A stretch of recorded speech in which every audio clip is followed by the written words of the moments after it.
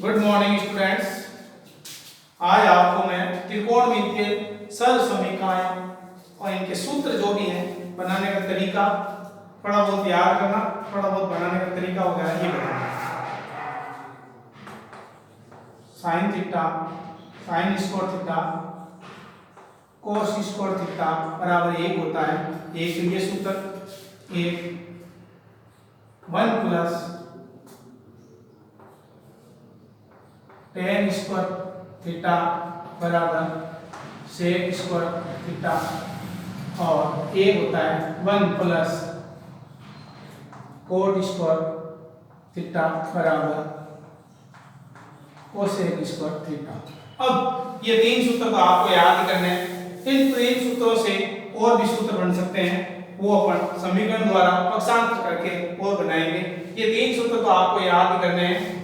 Sine square theta plus cos square theta का मान 1 होता है, 1 प्लस tan स्क्वायर थीटा बराबर sec स्क्वायर थीटा, और 1 प्लस cot स्क्वायर थीटा बराबर cosec स्क्वायर थीटा होता है।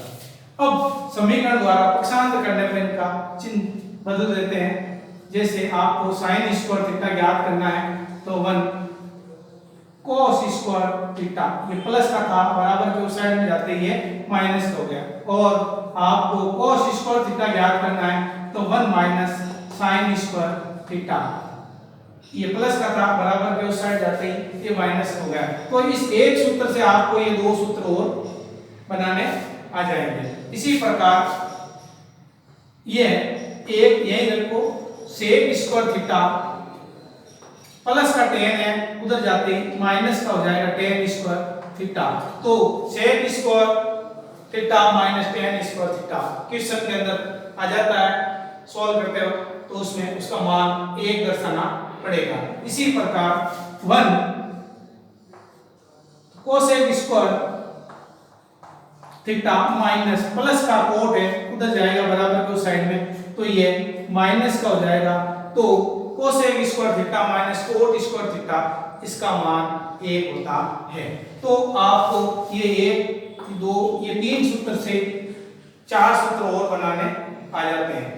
याद करने की जरूरत नहीं, ये 3 सूत्र आप याद रखो, इनसे पक्षांतर करके आप ये और सूत्र बना सकते हो। उसके बाद में चौथा सूत्र है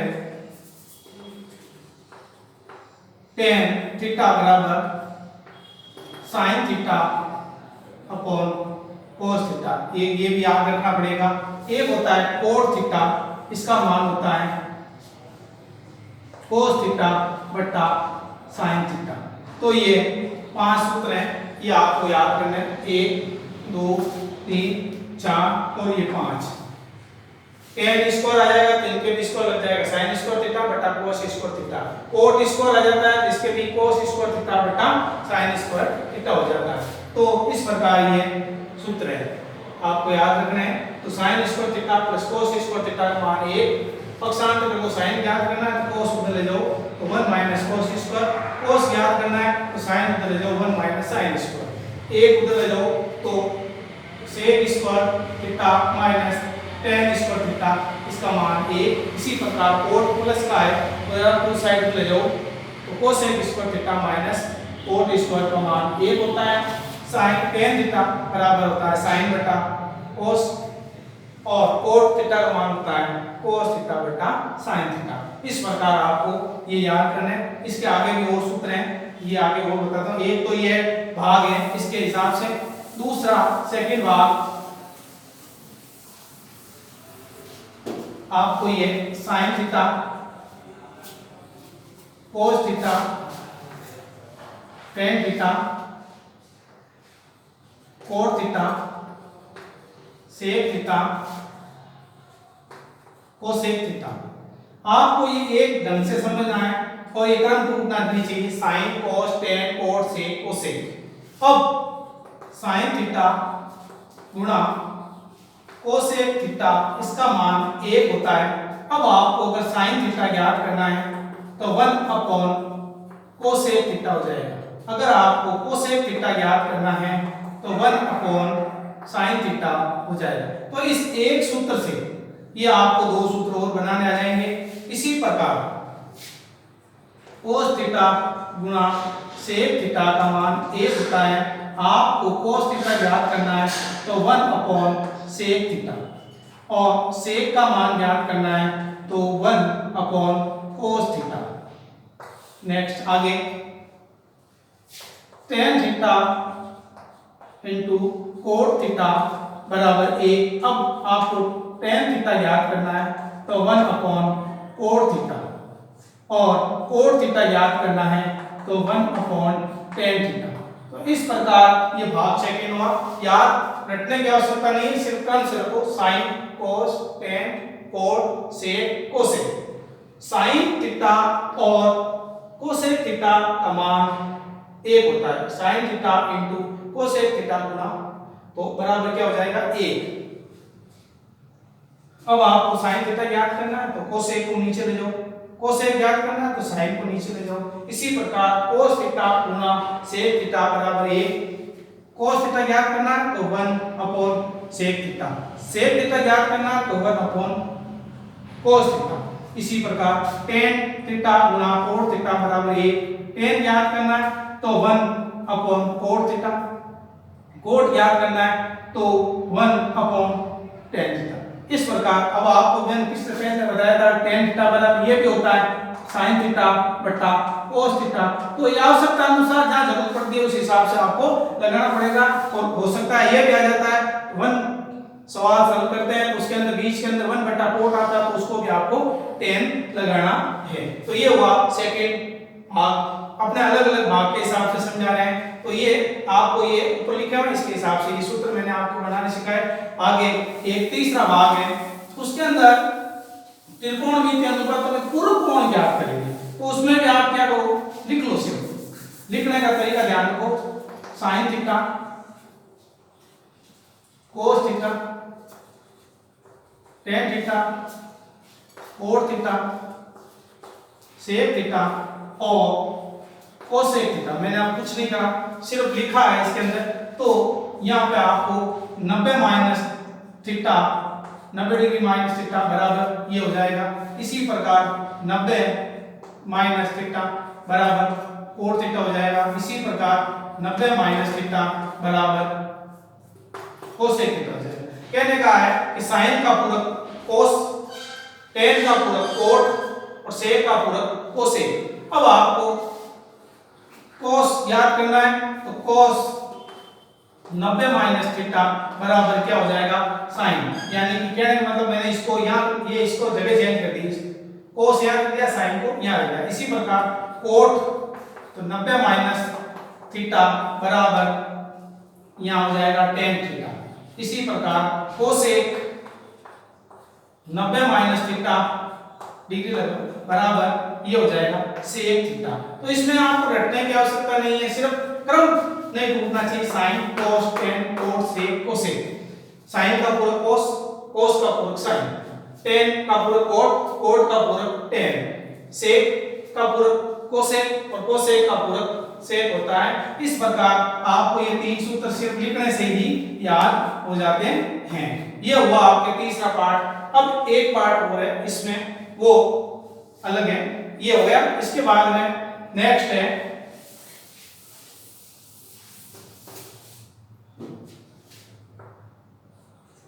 लाल घटक का L का मतलब होता है लंब, K का मतलब होता है कर्ण, A का मतलब होता है आधार। Sine theta cos theta tan theta cot sec और कोसेक। अब आपको साइन थीटा बराबर होता है लंब बटा कर्ण, कोस थीटा बराबर होता है आधार बटा कर्ण और tan थीटा बराबर होता है लंब बटा आधार। ये ऊंचाई और दूरी याद करने वाले प्रश्नावली के अंदर है, इसी 10th क्लास के अंदर।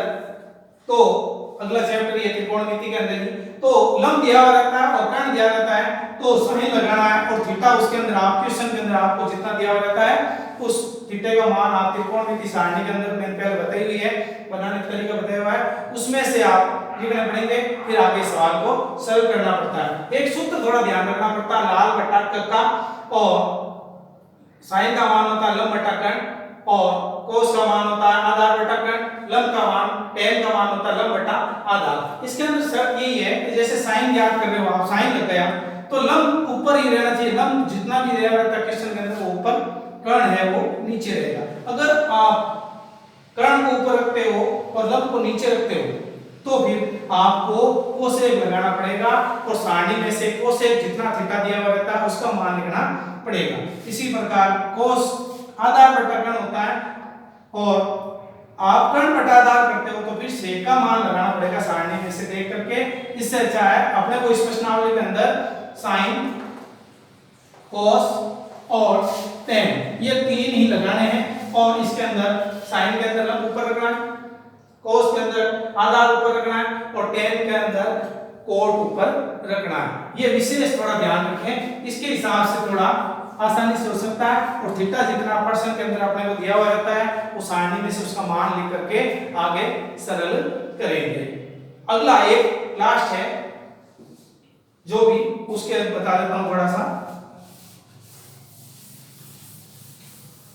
ऊंचाई और दूरी ज्ञात करने के लिए अपने को पता नहीं रहता है कि भाई जो चीज ज्ञात करते हैं वो लिखनी कहां पर है, तो इस प्रश्नावली के अंदर आप एक तो समकोण त्रिभुज ज्यादातर काम आता है, इसके हिसाब से आधार से चलो आप तो ए बी सी, और ये होता है लंब, ये कर्ण, पाइथागोरस प्रमेय के हिसाब से करते हैं अपन, ये आधार होता है।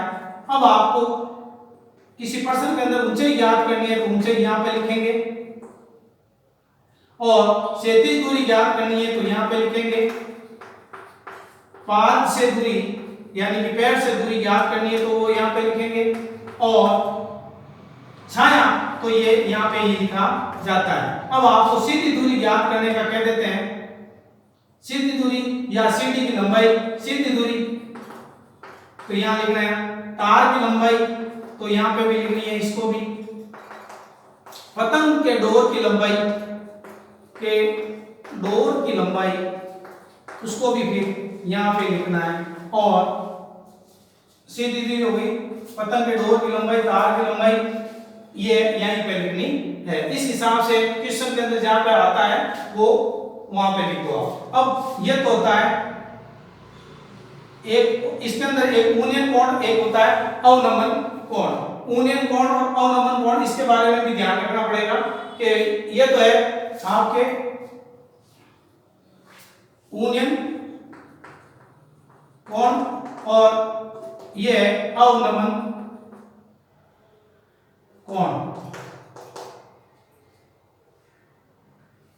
इसके अंदर ये नहीं, सॉरी, ये ऊपर नीचे होगा, ये है अवनमन कोण और ये होता है ऊनियन कोण। जब कोई वस्तु को अपन ऊपर की तरफ, ये वस्तु आंखें हैं और इसको ऊपर की तरफ देख रहे हो, ये वस्तु है यहाँ पे, तो इसके अंदर ऊनियन कोण बनेगा, ऊनियन कोण और या उनतास कोण या उन्नति कोण ये बनेगा। और जब वस्तु आंखें ऊपर और वस्तु नीचे की तरफ हो, वस्तु नीचे की तरफ हो तब अवनमन कोण बनता है, अवनमन या अवनति कोण कहलाता है। तो इस थीटा जो भी दिया हुआ रहता है उसका मान अपने को सारणी में से लिखना है, और आपको कह दिया पतंग की डोर की लंबाई तो यहाँ लिखनी तार की लंबाई, यहाँ लिखनी है सीधी दूरी, यहाँ पे लिखनी है, ठीक है। और ऊंचाई ज्ञात करने का रहता है तो यहाँ x यहाँ लिखना है, क्षैतिज दूरी, r से दूरी, और ये इसको स्तंभ कहते हैं, स्तंभ कह दो, मंजिल कह दो, इमारत कह दो, टावर कह दो, इससे दूरी, और ये यहाँ पे वस्तु रहती है और यहाँ से इधर की तरफ वस्तु, इधर स्तंभ वगैरह, मंजिल, टावर जो भी है, और इसके हिसाब से आपको ये तय करना है। और क्या देता है, तार की लंबाई ज्ञात करनी है x यहाँ लिख दो, पतंग की डोर की लंबाई x यहाँ लिख दो, सीधी दूरी ज्ञात करनी है तो भी यहाँ लिख दो। इस प्रकार ये चित्र थोड़ा ये है, समझने में आसानी रहता है कि मेरे को कोई सी चीज ज्ञात करनी है और कौन सी जगह x लिखना है। अब इसको आधार बना कर लिखना है, ऐसा कि मंजिल के ऊपर टावर लगा हुआ है तो ये चित्र यही काम, इसके हिसाब से, इस अनुमान के हिसाब से ही आपको चलना है। और नहीं समझ में आता है तो इसको बार बार वीडियो को देखो आप, समझो, है ना, और इस चित्र को दिमाग में बनाओ, एक दो बार आप लिखने की प्रैक्टिस करो, देख करके लिख करके फिर प्रैक्टिस करके फिर आप इसको देखो और कॉपी के अंदर नोटबुक के अंदर नोट करो इसको, और इसको बार बार देखो। वीडियो को देखने से थोड़ा ज्यादा याद हो जाता है, दिमाग स्थिर रख करके आप जैसे देखते हो तो एकदम कंटेस्ट याद हो जाता है। सूत्र बनाने का तरीका भी मैंने बताया, अच्छा उसको आप समझो, रटने की आवश्यकता नहीं, सिर्फ आप उसको याद करो। देखो कि भाई कैसे सर ने कैसे लिखा, कैसे बनाया, और अपने को भी ऐसे प्रैक्टिस करनी चाहिए। इसको सुनो बार बार तो अपना आप ये है समझ में आ जाता है। और ये आधार बनाने के, ये कोई सूत्र नहीं है, ये एक तरीका रहता है कि आपको सीधी दूरी ज्ञात करनी है। पहाड़ पर चढ़ते हैं तो पहाड़ की लंबाई कितनी होगी, तो अपन पहाड़ पर ऐसे ही सीधे, तो ये x यहाँ लिखना पड़ेगा इधर, कि पहाड़ की ऊंचाई ज्ञात करो, या पहाड़ की ऊंचाई ज्ञात करनी जब तो यहाँ रहेगा, और लंबाई ज्ञात, पहाड़ की लंबाई कितनी है तो ये x यहाँ पे ही आएगा।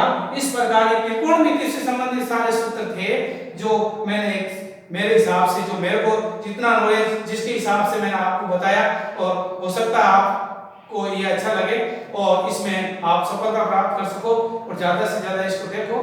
ये बात, थैंक यू।